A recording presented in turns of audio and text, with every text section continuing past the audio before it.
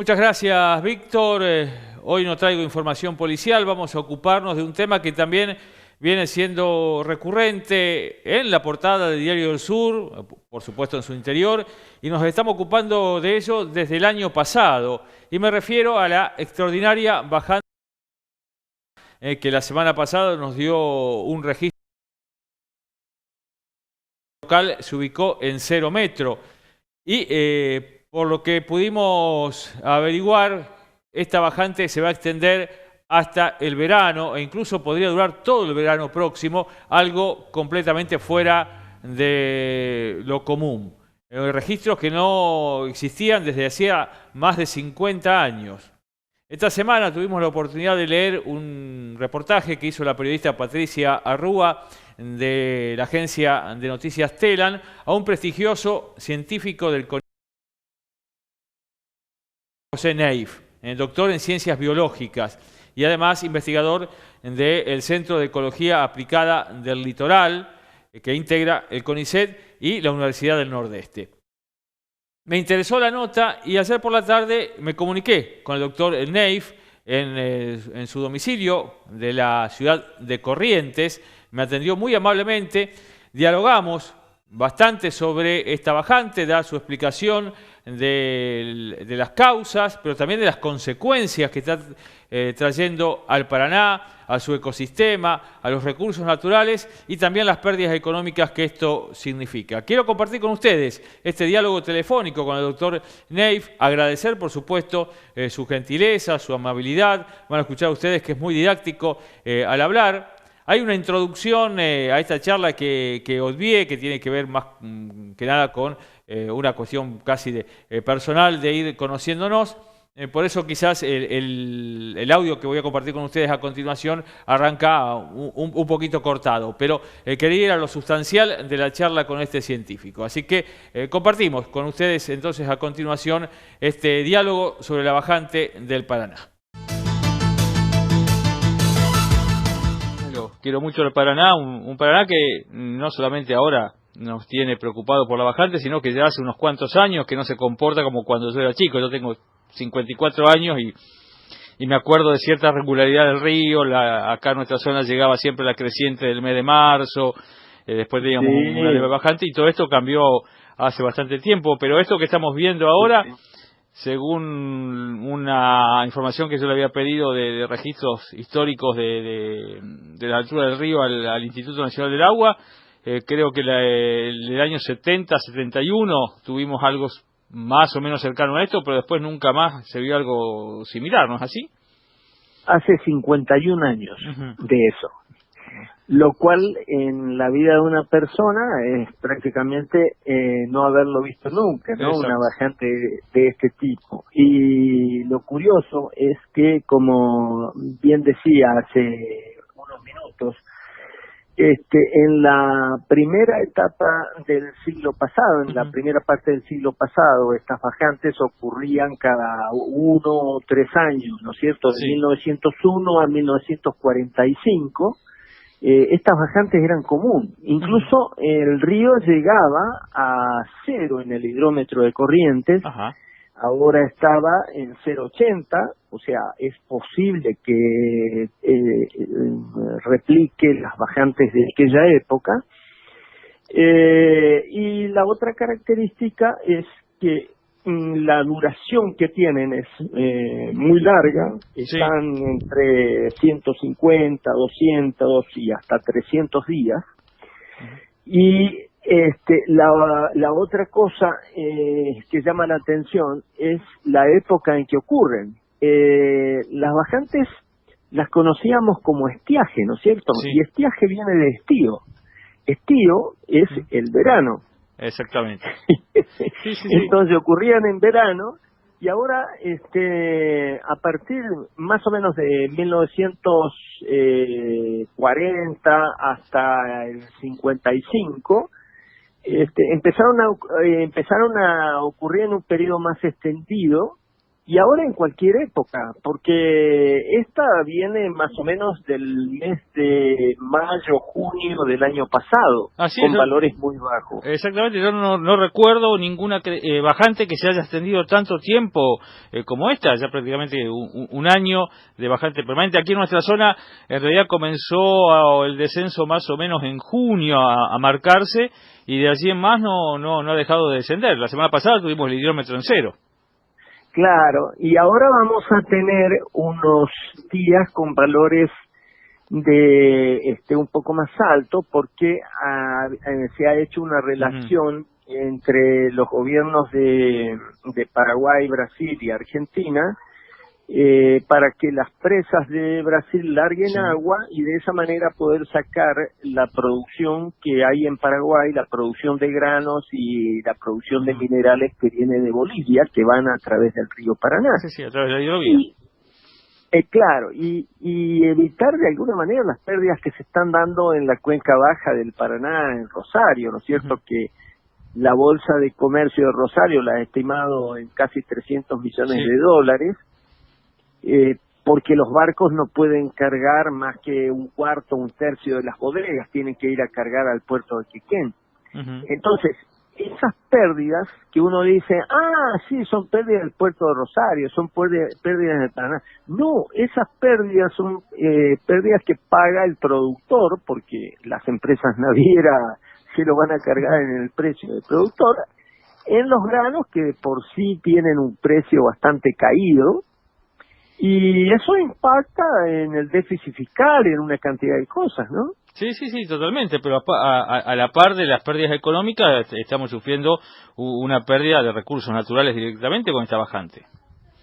Sí, también el tema de los peces.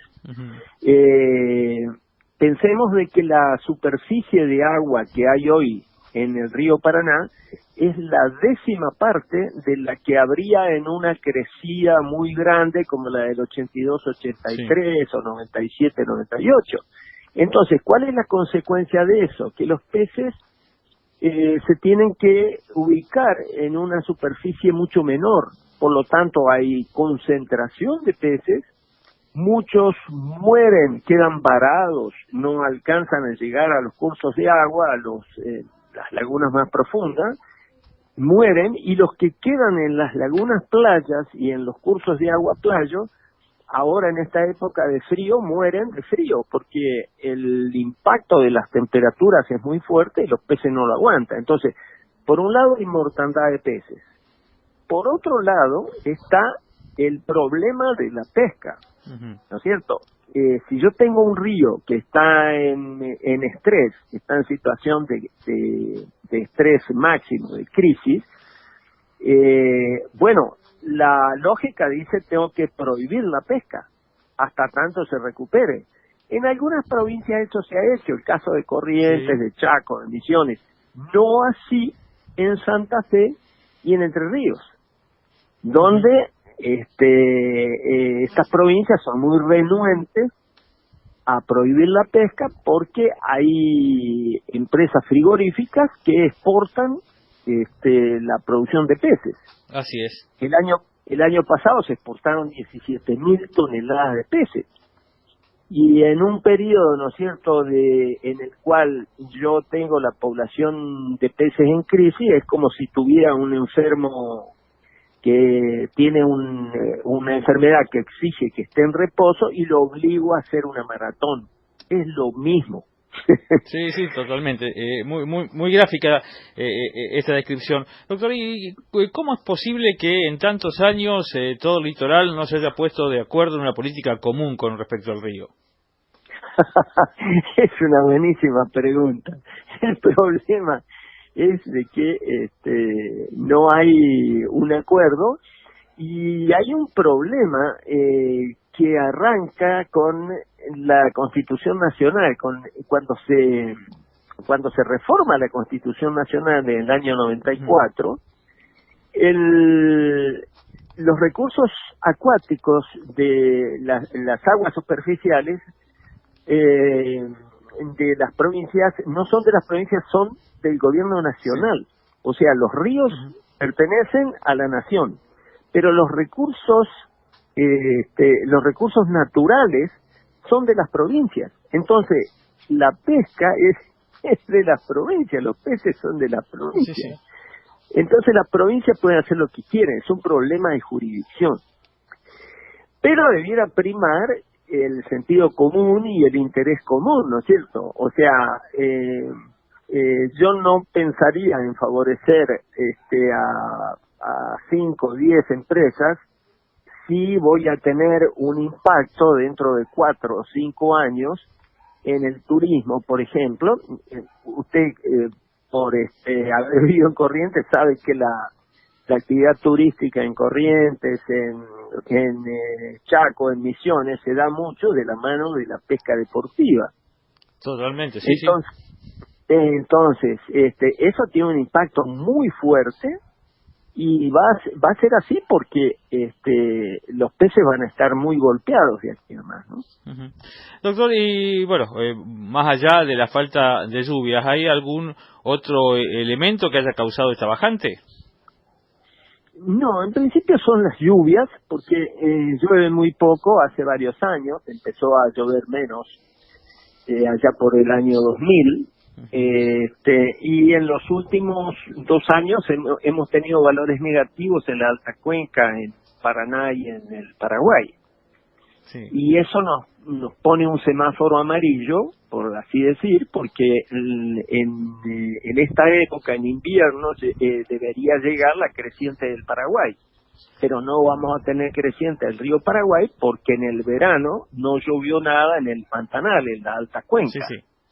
Y no vamos a tener la crecida del río Iguazú, que siempre llega también en el invierno a nuestra zona, porque nosotros hemos visto muchas imágenes, las cataratas del Iguazú están en seco y no hay agua en la cuenca del río Iguazú.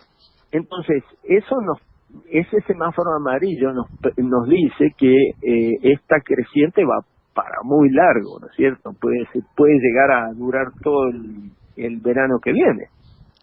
Así que no hay previsiones en lo inmediato de que se pueda revertir y vamos a seguir con estos niveles insólitamente bajos a lo largo de este 2020. Eso es lo que podemos interpretar. Lo que nosotros nos dice la información meteorológica y hidrológica que estamos manejando en Sudamérica es así, ¿no es cierto? Ahora, las lluvias son fenómenos poco predecibles, ¿no es cierto? Cuando vamos a suponer que usted tiene que viajar, no sé, a Uruguay, sí, y tiene que preparar la maleta, lo que hace es ver el pronóstico, ¿no es cierto? Pero mañana, cuando está por salir de viaje, vuelve a encender el celular, ve el pronóstico y ha cambiado. Sí.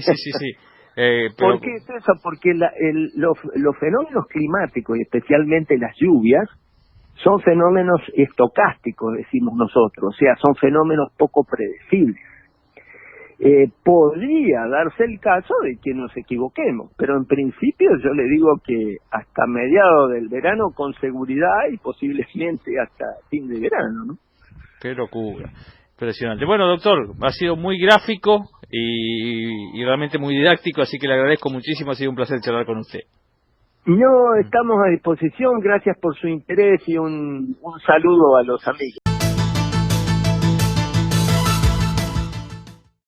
Agradezco nuevamente al doctor Neif por esta entrevista que realizamos ayer. Bueno, reitero, nos atendió muy amablemente desde su domicilio en la ciudad de Corrientes. Una simple aclaración sobre el final, más que un lapsus, creo que es una expresión de deseo, dice creciente en lugar de bajante, pero creo que todos entendimos el concepto fundamental y sobre todo este anticipo que él nos daba, cerrando ya la nota, que la bajante se va a extender hasta el verano si no ocurre algún fenómeno fuera de lo previsto, con lluvias que sean de gran importancia, las cuales no están previstas justamente para los próximos meses. Quiero también decirles que esta nota será publicada mañana en la edición habitual de Diario El Sur, para que ustedes también la puedan leer y tener más en detalle todo lo que nos dijo este científico del CONICET. De esta manera cierro mi participación en el día de hoy y los dejo en compañía de Víctor Hugo.